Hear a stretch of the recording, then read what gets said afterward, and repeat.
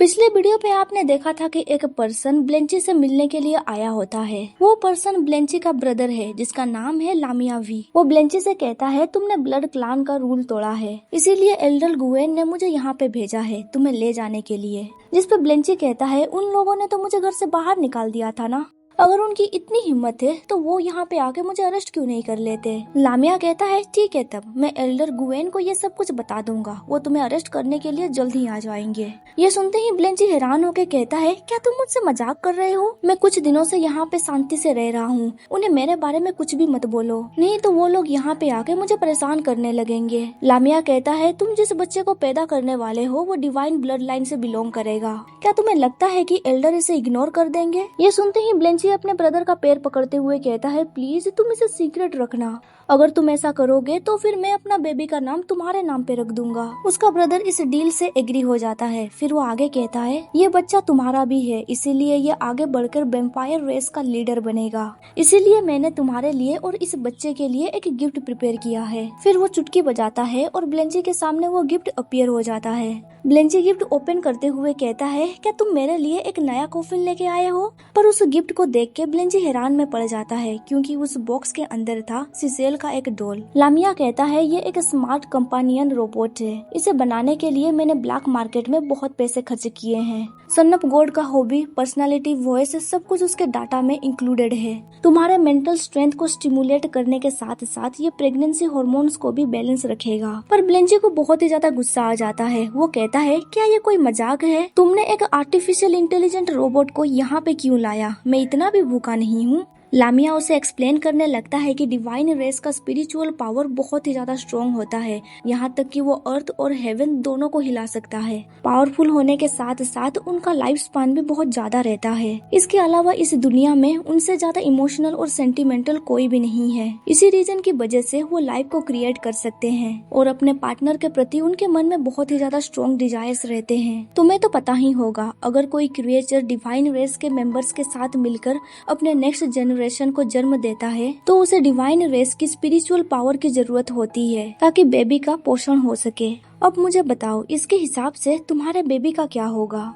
पर ब्लेंची कोई भी जवाब नहीं दे पाता है। लामिया कहता है मुझे नहीं पता ये रोबोट कब तक टिक सकेगा, अगर तुम पेशेंटली वेट नहीं कर सकोगे तो मुझे कांटेक्ट करना, मैं तुम्हें उसके पास ले जाऊंगा। ये कह के वो वहाँ से चला जाता है। ब्लेंची निराश होकर सोफे पे लेट जाता है और खुद से ही कहने लगता है मैं उसे बहुत ही ज्यादा मिस कर रहा हूँ। तभी सिसेल का ब्लैक स्पिरिट उस रोबोट के अंदर समा जाता है। ब्लेंची सुआ को कॉल करते हुए कहता है मेरे कमरे में आओ, तुम्हें कुछ यहाँ से हटाना है। तभी सिसेल का रोबोट उसे पुकारता है। उसकी आवाज सुन के ब्लेंची बहुत ही ज्यादा हैरान में पड़ जाता है और वो कहता है सिसेल क्या ये तुम हो? फिर ब्लेंची के मन में चलने लगता है कि नहीं, ये तो बस एक रोबोट है। तभी सिसेल का रोबोट उसके करीब जाता है और उसे हक करते हुए कहता है शांत हो जाओ। ब्लेंची को लगने लगता है कि वो सच में सिसेल है। वो सिसेल को हक करते हुए सोचने लगता है मैंने तुम्हें बहुत मिस किया, पर असल में वो तो सिसेल का दूसरा रूप ब्लैक गॉड था।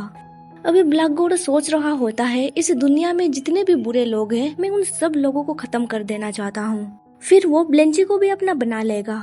ये सोचते हुए वो ब्लेंची के करीब जाने लगता है और उसे किस करने की कोशिश भी करता है, पर ब्लेंची उसे दूर ढकेल देता है। ब्लैक गॉड अपने टेंटिकल्स का इस्तेमाल करने लगता है। उसके पावर्स को देखते हुए ब्लेंची सोचने लगता है क्या ये सच में सिसेल ही है?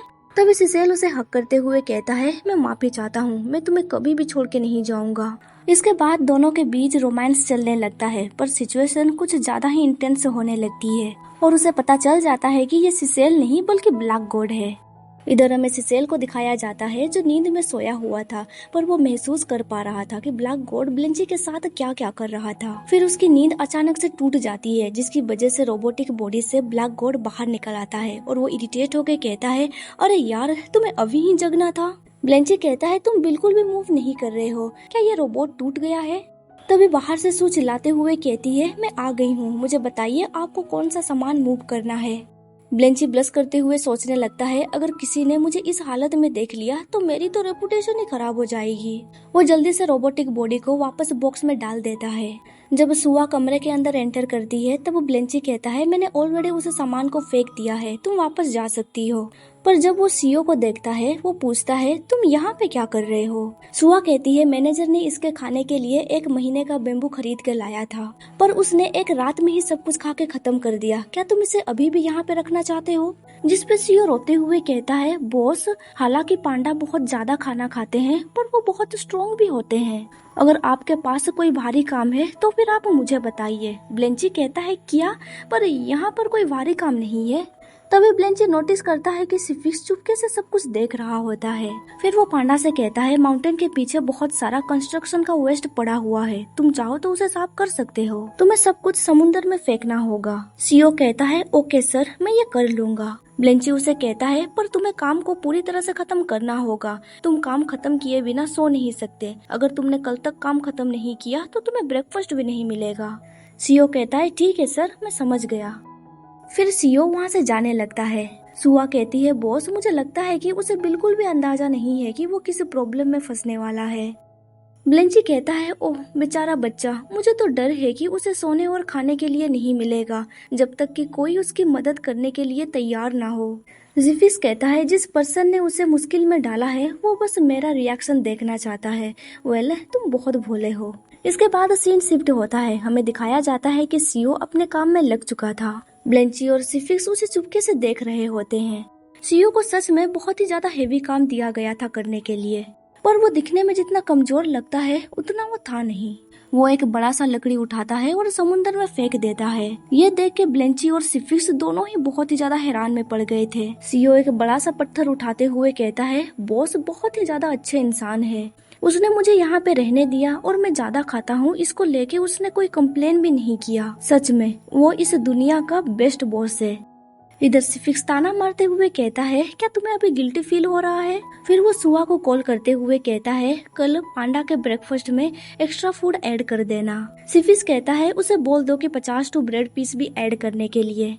फिर ब्लेंची गुस्से से वहाँ से जाने लगता है और कहता है अगर तुम्हें उसके लिए इतना बुरा लग रहा है तो फिर तुम ये सब कुछ उसके सैलरी से काट दो। सिफिक्स कोई भी जवाब नहीं देता है, वो वहीं पे बैठ जाता है और पांडा को काम करते हुए देखने लगता है। इसके बाद सीन शिफ्ट होता है, हमें दिखाया जाता है कि ब्लेंची वापस अपने कमरे में चला गया था और अभी वो सो रहा होता है। ब्लैक गॉड का स्पिरिट उसके पास अपीयर होता है और कहता है अगली बार तुम इतने लकी नहीं रहोगे। इसके बाद सीन शिफ्ट होता है सिसेल के ऊपर, जो अभी होली वाटर में नहा रहा होता है। अभी वो सोच रहा होता है पता नहीं मुझे ऐसा सपना क्यों आया, क्या ऐसा इसीलिए है क्योंकि मैं उसे बहुत ज्यादा मिस कर रहा हूँ। तभी वो वहाँ पे किसी को देखता है, वो पूरी तरह से हैरान में पड़ जाता है। उसे लगता है कि वो ब्लेंची है, वो तुरंत उसके पास जाता है पर वो पर्सन तो कोई और था। सिसेल उससे कहता है तुम कौन हो और किसने तुम्हें परमिशन दिया यहाँ पे आने के लिए। वो पर्सन माफी मांगते हुए कहता है मेरा नाम जोसेफ है, सेकंड प्रिंस ने मुझे यहाँ पे भेजा है आपको सर्व करने के लिए। सिसेल कहता है सन ऑफ गॉड को ऐसे किसी सर्वेंट्स की जरूरत नहीं है, तुम वापस चले जाओ। जोसेफ गिड़गिड़ाते हुए कहता है योर हाइनेस, सेकंड प्रिंस ने मुझे कहा है अगर आपको मेरी जरूरत नहीं होगी तो फिर वो मुझे जान से मार डालेंगे। सिसेल कहता है पर प्रिंस अपने मन से किसी को एग्जीक्यूट नहीं कर सकता। जोसेफ रोते हुए कहता है अगर एक बार सेकंड प्रिंस ने कह दिया तो मेरी लाइफ तो गई। मैं वादा करता हूँ कि अपने विल से मैं किसी का भी खून नहीं चूसूंगा, प्लीज योर हाइनेस मेरे ऊपर दया दिखाइए। कुछ देर के बाद हमें दिखाया जाता है कि चार्ल्स सेकंड प्रिंस के साथ वहाँ पे आया हुआ था। सिसेल कहता है आखिर ये पर्सन क्या कह रहा है, क्या रॉयल फैमिली मेरे प्राइवेट टाइम को भी इंस्पेक्ट करना चाह रहा है। सेकंड प्रिंस कहता है एक तरफा प्यार से तुम बहुत ही ज्यादा मिजरेबल लग रहे थे, इसीलिए मैंने इस पर्सन को केयरफुली चूज किया है। इसमें गलत ही क्या है डियर ब्रदर, क्या तुम्हें ये पसंद नहीं आया। सिसेल कहता है मुझे इसकी जरूरत नहीं है, उसे वापस घर छोड़ दो। सेकंड प्रिंस कहता है ऐसा लगता है तुम्हें वो ज्यादा प्यारा नहीं लगा। फिर वो सडनली गन निकालता है और जोसेफ के पैर में शूट कर देता है। जोसेफ दर्द से चिल्लाने लगता है। सिसेल का बॉडीगार्ड चार्ल्स कहता है सेंचुरी में वेपन का इस्तेमाल करना अलाउ नहीं है, इस वेपन को दूर रखो, अगर मैं रूड बन गया तो मुझे ब्लेम मत करना। सेकंड प्रिंस कहता है ओह डियर, मैं तो भूल ही गया था। फिर वो जोसेफ का कॉलर पकड़ लेता है और उसे घसीटते हुए वहाँ से ले जाने लगता है। जोसेफ कहता है योर हाइनेस प्लीज मुझे बचा लीजिए, मैं सच में बहुत ही ज्यादा ओबीडियंट हूँ। उसे रोते हुए देख सिसेल को ब्लेंची की याद आ जाती है।